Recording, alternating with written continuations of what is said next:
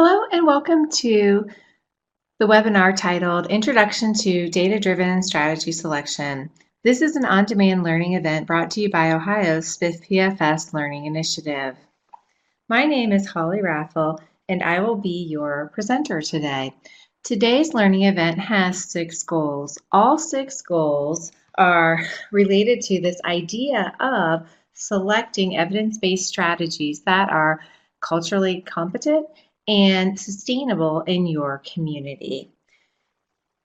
This webinar is a recap of the June 6th Learning Community Meeting that we held face-to-face in Dublin, Ohio. We're recording this also as a webinar just in case there are people who have missed the learning community, but also for coalition members who are interested in hearing what happened at the learning community on June 6th.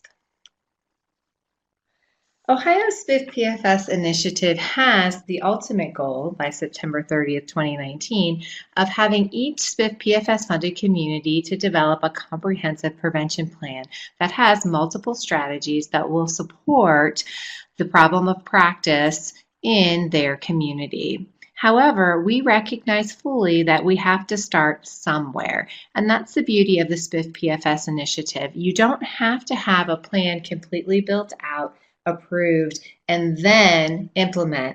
Instead, we have a structure where we start somewhere by selecting a primary strategy, either prevention education or an environmental strategy by June 30th of 2018.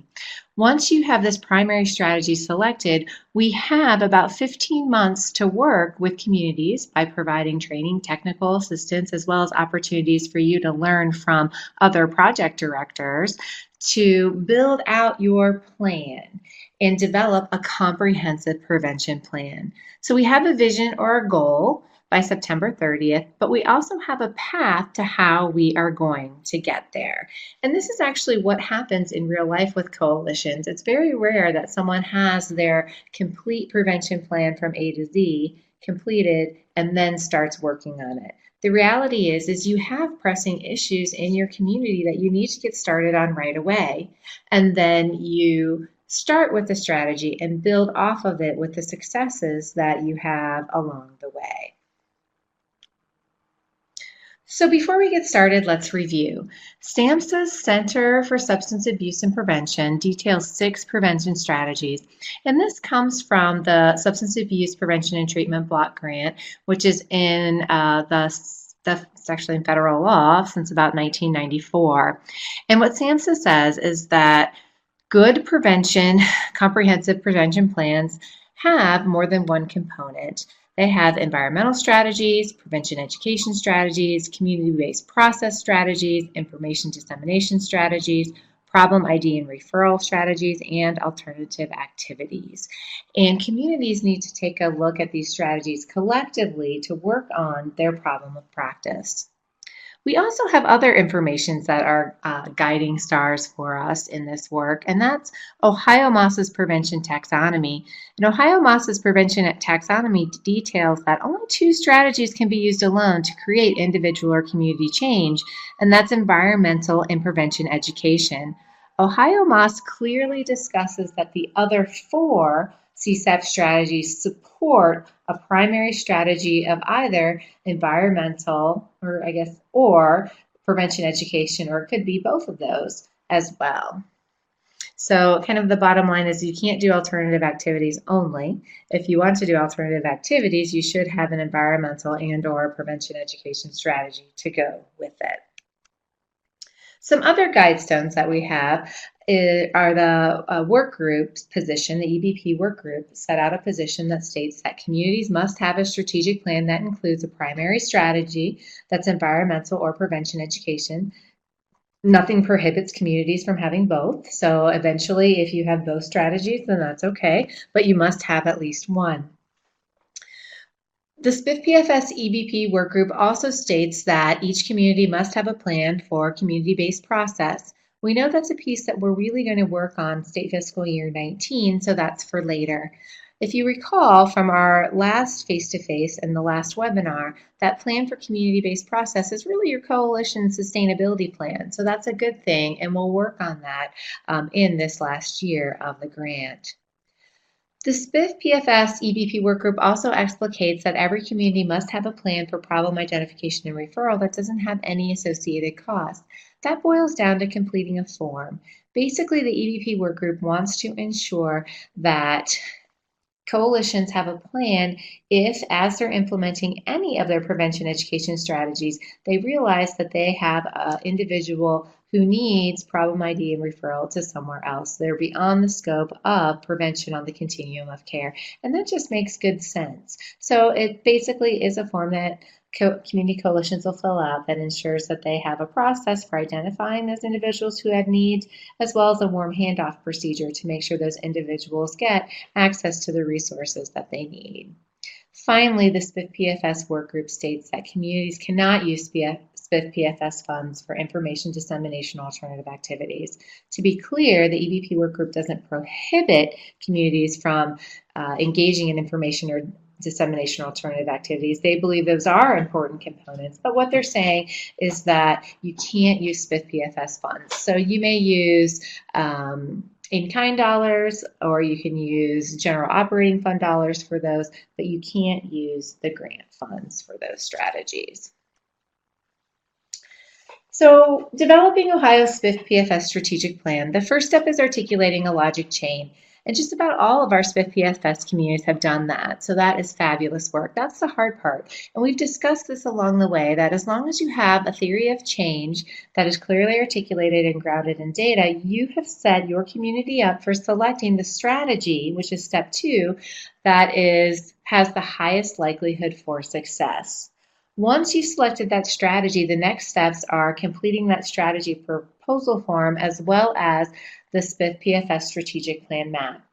The important thing to remember that Ohio's strategic plan contains 2 forms, the strategic plan map and the strategy proposal form. Basically, that strategy proposal form is really looking at your theory of action in detail and provides the kind of nitty-gritty that the EBP workgroup needs to evaluate it. This slide is one that we've been sharing really since the beginning of the SPF PFS journey here in Ohio. The SPF is essentially an outcomes-based planning using a community logic model or logic chain. What we want to be sure is that our problem of practice, as we dig deeper and ask why and discover intervening variables, we dig even deeper and ask why and we figure out our local conditions. It's our local conditions that drive the selection of evidence-based strategies. The closer we are to the root cause of our problem of practice, the more likely we are to find that strategy that's going to cause change. And that's on the right side of the arrow, short-term and long-term outcomes. So where we're at in Ohio right now is we're really struggling with the idea of how do we choose a primary strategy. And the primary strategies we know from Ohio MASA's prevention taxonomy is that there's 2 strategies that can work alone: environmental strategies and prevention education strategies. We have to choose one of them to start. Of course, we can choose more than one, but as of right now, let's just get one of these strategies turned in to the EBP work group. One thing that we do know is that increased knowledge does not necessarily equal behavior change. We also know that prevention can occur at 2 levels: individually through prevention education strategies, as well as in the community through environmental strategies.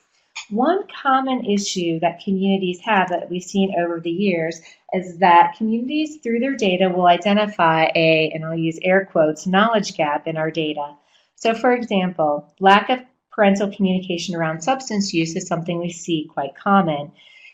Sometimes when we look at that data, it can be construed several ways. So parents don't know that they have to talk to their children about drug use, or parents don't know how to talk to their children about drug use, or parents don't know when to talk to their children about drug use, etc. When it's presented this way, as in don't know, it feels like we should help parents learn or educate parents. But again, we know that increased knowledge doesn't necessarily increase behavior change. Think about it. Most people know that they should eat 5 fruits and vegetables a day. They have the knowledge, but they haven't changed their behavior.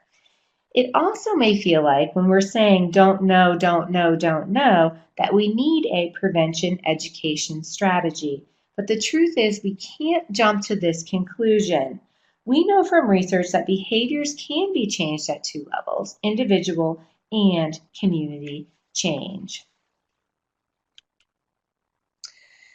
When we look at the types of change that we have, we know that individual changes focus on the individual and the decisions that they make related to our problem of practice. Environmental change focuses a little bit more broadly. Both individual change and environmental change can cause a person, him or herself, to change. It just depends on how we want that change to occur. So how do we know which strategy in terms of environmental or prevention education to use and when to use it? Sort of a good litmus test is if our goal is to change individual behaviors in a setting with personal interaction, then our best choice is a prevention education strategy, and this is typically an evidence-based curriculum. So if you have a situation where you have an audience that you're able to reach one-on-one in small groups, then you will use a prevention education strategy. We know that this is not always realistic though, because maybe our population is difficult to engage in that type of programming. For example, it may be a lot easier to reach a group of 6th graders in a classroom with a prevention education strategy than it is to reach the parents of those students, because you would have to have those parents come in for maybe 5 or 6 sessions for a couple hours at a time, and that would be very difficult to do. The good thing is that if our goal is to change individual behaviors or community norms in a setting with limited or no personal interaction, then our best choice is an environmental strategy. Typically, prevention education has a higher cost in terms of resources. We have to increase personnel, also time to work with those individuals. And give them the knowledge, skills, and attitudes they need to change their behavior.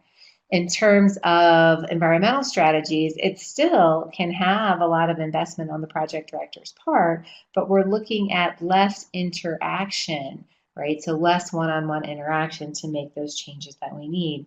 A good example of an environmental strategy are a lot of the work that has been done in tobacco. In terms of policies related to indoor smoking, we simply don't see that anymore, right? And that has a big impact on how secondhand smoke affects Ohioans.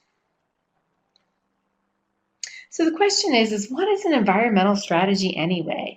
Well, environmental strategies are strategies that are going to address policies, norms, expectations, regulations, and enforcement within a community. Again, such strategies have greater reach. You can reach more individuals with a smoke-free policy, so smoke-free workplace, than you can reach with a one-on-one individual smoking cessation program or a smoking prevention program. We also know that the trade-off is there's less strength because there's not a lot of intensity per individual. Doing a prevention education is going to have a more intense effect. We also know that environmental strategies happen to be longer in duration. So when you're working on policy, you're in it for a long haul and it's over time. So we're not going to have smoke-free days on Mondays, Wednesdays, and Fridays, right? They're smoke-free every day. Whereas a prevention education program may meet 15 times or maybe even 3 times over a certain period of time. We also know that environmental strategies, while sometimes they're harder to implement, such as changing policy or getting policies that are existing enforced, they also tend to show more rapid results once they are enforced. We saw a huge decrease in consequences from secondhand smoke once we saw a lot of indoor smoking bans in Ohio. So what type of environmental strategies exist? We use the CAMP acronym for the 4 environmental strategies, and that stands for Community Norms Campaign, Access and Availability, Media Messaging, and Policy Enforcement and Advocacy. While the CAMP acronym is catchy because it's easy to say, I find it's usually best to learn them in another order. I like to start with access and availability. So access and availability is the time, energy, and money that has to be expended to obtain a substance. The harder we make it to get a substance, the less access and availability that we have to it. In terms of alcohol, we usually look at retail access, so access from people who are selling it, and social access, so access in the homes. With prescription drugs, we have a little different story because we have access from providers, we have access from social avenues, so prescriptions at home, and we also have that illegal supply. So when we are looking at pinching the amount of substance available in our community, we have to be really careful that we are considering the type of drug we have and the types of access we have to the drug, so we're making those appropriate decisions. Policy enforcement and advocacy is just exactly what it is we know that sometimes policies are necessary to control the substance use or the availability of the substance or the timing that the substance is available. We know that policy is the first step, but we also have to have enforcement of the policy. You can get a social hosting law passed in your community, but if you can't have it enforced or it's not a priority of the sheriff's office, etc., then it's not going to stick or last. So it's important to look at existing policy and see if you can sort of bump up enforcement, or if there is no policy, before you work to implement it, you may want to see if there is support or readiness for enforcement of it. Again, if you're choosing policy enforcement and advocacy, you tend to need to be in it for a long haul because it does take time. But in the end, it's those types of strategies that really have the most mass and lasting impact on our communities. When we look at the M, media messaging, which is sometimes called social marketing, we have several different types. The first type is called passive social marketing. In this type of media message, the aim is for the priority audience to change behaviors. So they're either going to stop doing something that's harmful or start doing something that's helpful, or sustain their current behavior so it reinforces what they're already doing if they are engaging in protective factors. In a passive social marketing campaign, we market the idea that we have to make healthy choices, but it doesn't make a specific request. A good example of this is the Above the Influence campaign. The Above the Influence campaign isn't actually an anti-drug campaign, but the message is above the influence. But when you hear the words above the influence, you're not really being told what to do. You're being given a message that you really need to dig deeper. The same thing with Start Talking. We see the Start Talking campaign is more passive social marketing. It tells us to start talking, but about what? When do we have the conversation? You have to dig a little deeper. And those campaigns are a good start to getting people thinking about what it means to be healthy, and then they require a lot of supporting materials around them so that people can understand what the message is and then learn what behaviors they need to either stop, start, or be reinforced. On the other hand, an active social marketing campaign, the aim of this type of campaign is for the priority audience to adopt and sustain a specific behavior or stop doing something. And the campaign explicitly states what it is we should do to be healthy.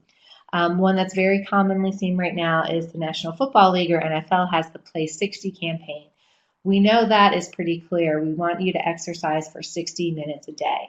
The 5 a day for fruits and vegetables campaign is the classic example of this. So we need 5 fruits and vegetables a day, and we see a lot of people, not just the originator of the campaign, using it. So a lot of times Dole, the fruit industry, has picked up the 5 a day campaign. Not only does it advertise their or promote their product, but it also helps people understand what it means to be healthier. So in an active social marketing campaign, it can tell you what to do 5 a day or what not to do, click it or ticket. In that case, the message is put your seatbelt on or you're going to get a ticket. So it also discusses the consequences. So it's a very active approach. The C in CAMP stands for Community Norms Campaign, and this is a special type of media messaging. In this media messaging, the aim is for a priority audience to correct an existing misperception about a norm, and correcting this misperception leads to behavior change. Ohio has one of the largest community norms campaigns in terms of young people, and that's the Be the Majority campaign. In the Be the Majority campaign, the message is that the majority of young people are not using drugs and alcohol or engaging in risky behaviors. And we use that statistic when we present the campaign.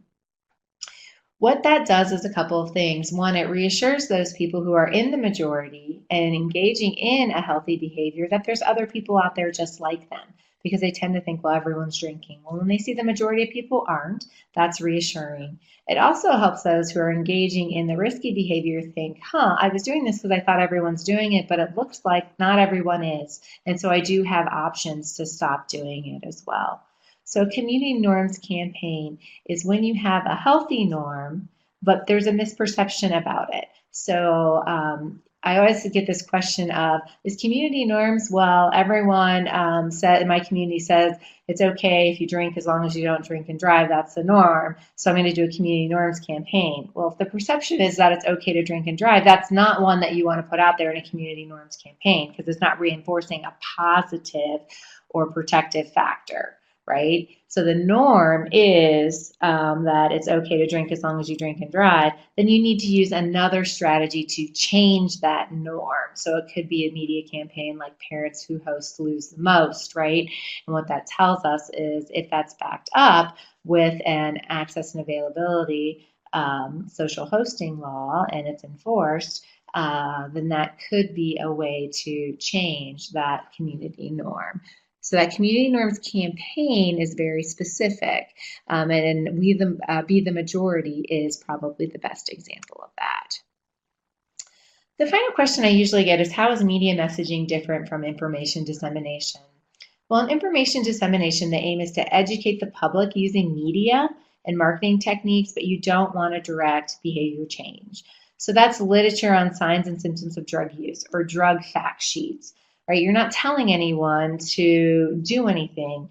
A lot of times information dissemination supports a media message. And so what you see, for example, in Ohio, that's known as the Start Talking program, has that message of start talking, but it requires some information dissemination or fact sheets to go along with it so parents get more information. And you see that in terms of no tips. The no tips that are put out are examples of information dissemination that are really supportive of the Start Talking campaign. So it's kind of a good example of how you need multiple strategies in order to have strong prevention messages in your community.